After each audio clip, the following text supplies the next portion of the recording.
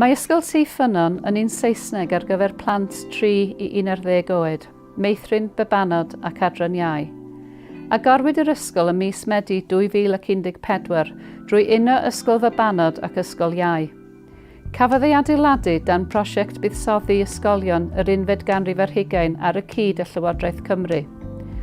Fy enw i yw Nia Goldsmith a dwi'n bennaeth ar yr ysgol ers Medi 2015. Mae gweithio yn yr awyr agored yn rhoi cyfleoedd i blant i ymchwilio a datblygu eu sgiliau ymhellach. Mae'r cwricwlwm newydd i Gymru yn hyrwyddo plant i fod yn ddysgwyr uchelgeisiol a galluog, yn fentrus a chreadigol, yn ddinasyddion egwyddorol a gwybodus, ac yn iach a hyderus. Roedd cysgod i'r plant yn bryn ac felly buddsoddiwyd yn y Canopiau i ymestyn yr ystafell ddosbarth i'r awyr agored. Cyfathrebais efo A&S Landscape yn wreiddiol drwy e-bost ac wedyn daeth rhywun allan i wneud arolwg o'r safle. Roedd y cyfathrebu pellach drwy e-bost ac neu galwadau ffôn.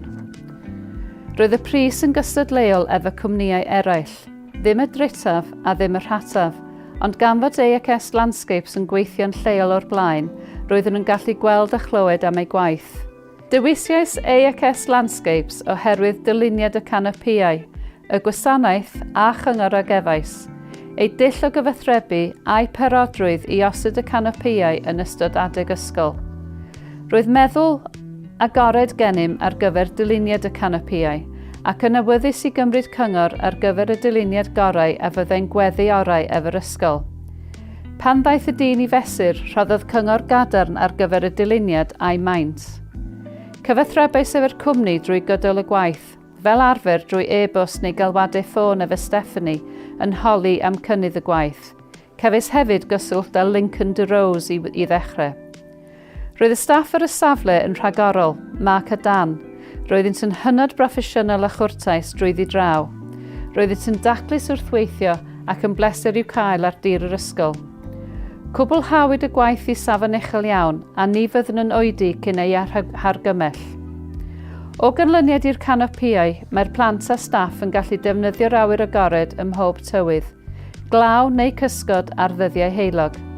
Mae ei dysgu wedi gwella o ganlyniad i hynny a llawer o blant yn mwynhau gweithio mewn awyrgylch awyr agored. Ni fyddwn yn oedi cyn defnyddio A&S Landscapes eto oherwydd y broses ddidor drwy gydol y gwaith a phroffesiynoldeb yr holl staff a bîm yn delio hwy. Boed hynny yn y swyddfa neu ar y safle.